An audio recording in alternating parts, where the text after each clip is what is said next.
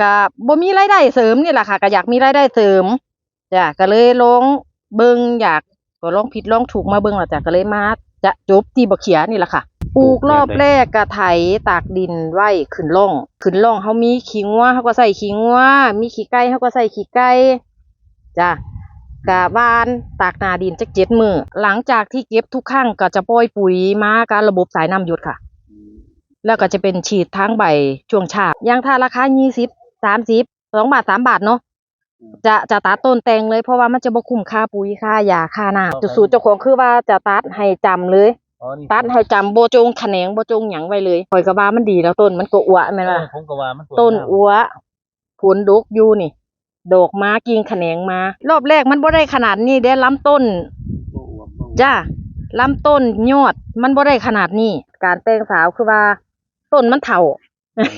เว้าพื้นบ้านน่ะเนาะต้นมันเฒ่าตัดให้มันใหม่มันก็คือว่าแตกใหม่แตกสาวใหม่เป็นหนุ่มเป็นสาวใหม่ก็คือได้ยอดใหม่นั่นแหละค่ะมันก็เลยเป็นคำว่ามาจากการแต่งสาวค่ะสวัสดีครับวันนี้เรามาอยู่ที่เขตพื้นที่รอยต่อบ้านคำไฮ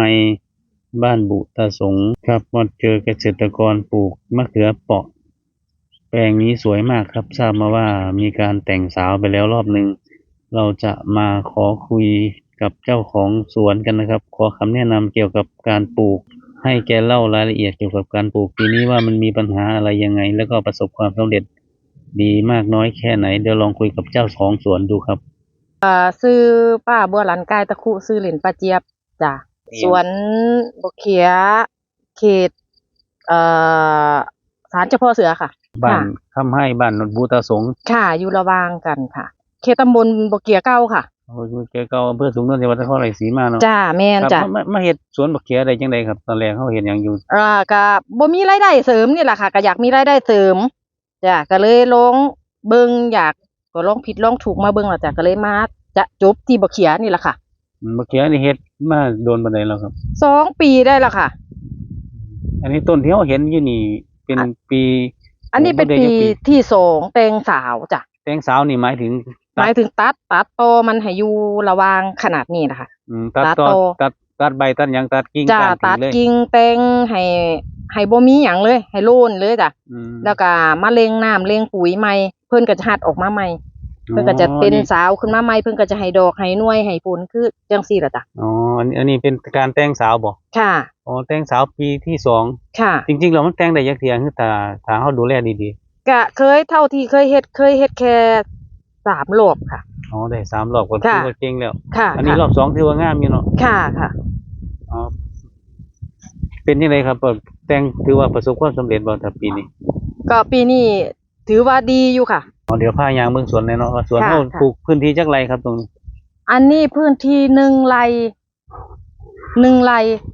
จะมีล็อกนี่1 ไร่แล้วก็จะมีล็อกอยู่ทางพุ่นอีก1 ไร่ค่ะเป็นรวมทั้งหมด2 ไร่2 ไร่เนาะค่ะไปเก็บเกี่ยวผลผลิตจังได๋ก็เก็บมื้อเว้น2 มื้อค่ะก็จะเป็นเก็บมื้อเว้น2 มื้อยังเก็บของวันที่3ถัดไปครับค่ะอ๋ออันนี้บักเขือพันธุ์อีหยังครับที่เฮาปลูกอยู่อันนี้ของสอนแดงค่ะอ๋อก็คือเป็นของสอนแดงค่ะก็จะมี2 อย่างค่ะจะมีสอนแดงแล้วก็จะมีหยดน้ำราชบุรีค่ะ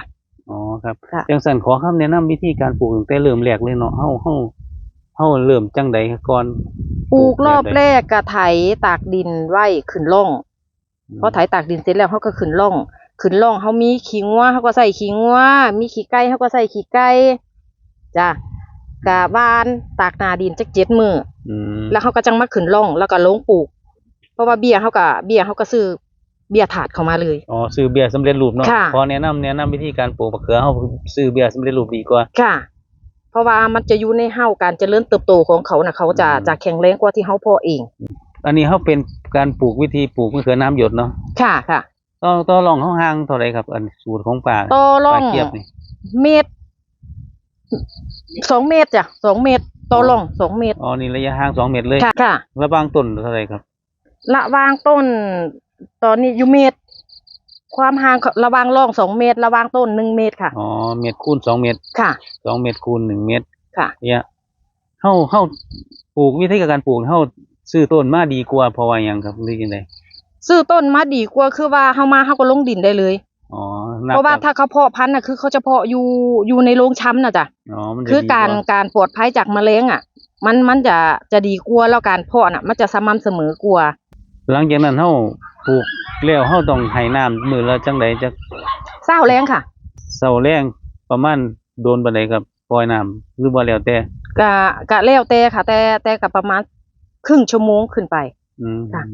อย่างถ้าฝนตกก็10 นาที 20 นาทีก็พอจ้ะ เพราะมันมีความชุ่มชื้นอยู่แล้ว ครับหลังจากให้น้ำเช้าแลงนี่เฮาให้ปุ๋ยจังไดกับปุ๋ย ให้ปุ๋ยก็หลังจากที่เก็บทุกครั้งก็จะปล่อยปุ๋ยมากับระบบสายน้ำหยดค่ะ อืม แล้วก็จะเป็นฉีดทางใบช่วงเช้า อืมช่วงเช้านี่ฉีดซุมื้อบ่ครับหรือว่าฉีด 3 มื้อเว้นค่ะ 3มื้อฉีดเทื่อนึง ค่ะ ยังเก็บหน่วยออกแล้วมื้อถัดไปก็จังฉีดจ้ะ ปุ๋ยทั้งปุ๋ยน้ำตามสายน้ำหยดนี่เฮาใส่ปุ๋ยนี่ละลายดี สูตร15ผสมยูเรียค่ะ สูตรเสมอค่ะ ที่มา ค่ะ15ก็ได้16ก็ได้ค่ะ ใส่ซ้ำกัน 3:1ค่ะยูเรีย1ส่วน ค่ะสูตรเสมอ3ส่วนค่ะ ก่อนที่สิถึงเวลาเก็บเกี่ยวผลผลิตเฮาใส่ปุ๋ยคือกันนี่บ่หรือจังได ใส่อยู่คือเก่าเนี่ยยกเว้นแต่ว่าถ้าว่าต้นโทรมยอดบ่เดิน ก็จะนักยูเรียมาเป็นครึ่งต่อครึ่งค่ะ อ๋อย อดบ่เดินจังซี่นะจ้ะบ่ให้ดอกบ่ให้หยังถ้ามันบ่นั่นก็เพิ่มเป็นสูตรเท่าๆกัน อืม เพื่อจะให้ตัวนี้มันออกยอด เพราะถ้ายอดมันมายอดมันเดินอ่ะ หน่วยมันจะมาอัตโนมัติเลยจ้ะ ก่อนที่มันสิเป็นหน่วยนี่เฮาก็ให้3มื้อปุ๋ย3มื้อเท่านั้นคือกัน จ้ะคือกันค่ะ 3มื้อเท่านั้น จ้ะ3 มื้อ5 มื้อค่ะ 3วัน5วัน ค่ะ แล้วแต่ความเหมาะสมเนาะ ค่ะ น้ำก็คือเช้าเย็น ค่ะ แต่ว่าก็แล้วแต่ความเหมาะสมถ้าฝนตกเฮาก็บ่ต้องให้ จ้าแม่น ครับปานนี้ดูนปานใดมันจังให้ผลผลิตครับ กาตัวนี้พอแต่งสาวแล้ว45 มื้อจังได้เก็บหน่วยค่ะ ที่แรกๆเฮาเก็บได้3มื้อเทื่อนึงแล้วบ่หรือว่าเก็บห่างๆก่อน ก็3 มื้อที่นึงค่ะ แต่จำนวนผลผลิตก็จะได้บ่ปานใดค่ะ แต่ว่ามันก็ได้อยู่บ่หลาย ค่ะ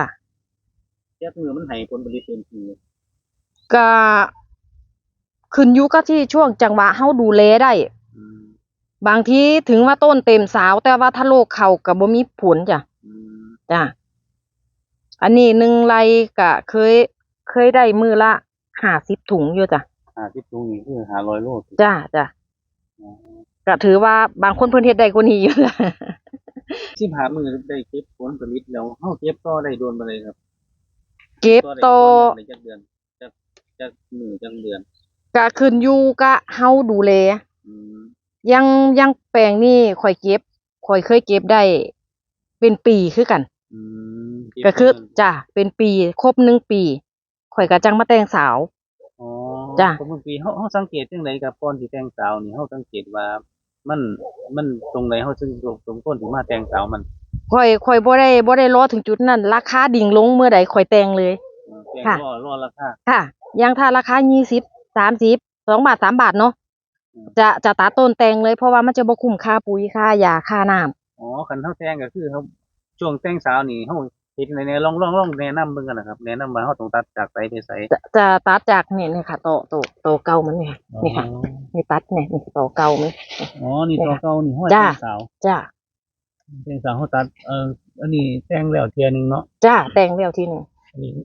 มันมี2กิ่งเฮาก็ตัดให้มันเหลือเท่านี้เนาะ จ้า อ๋อ อันปกติหมู่นี่ก็ต้องเอาออกนั่นล่ะค่ะแต่ว่าบ่มีเวลา จะเฮ็ดงานให้นํจ้ะ อ๋อ ก็เลยตัดแล้วก็ตามแต่เรื่อง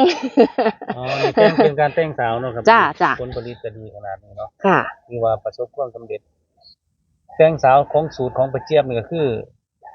อว่าถ้ามันราคาลง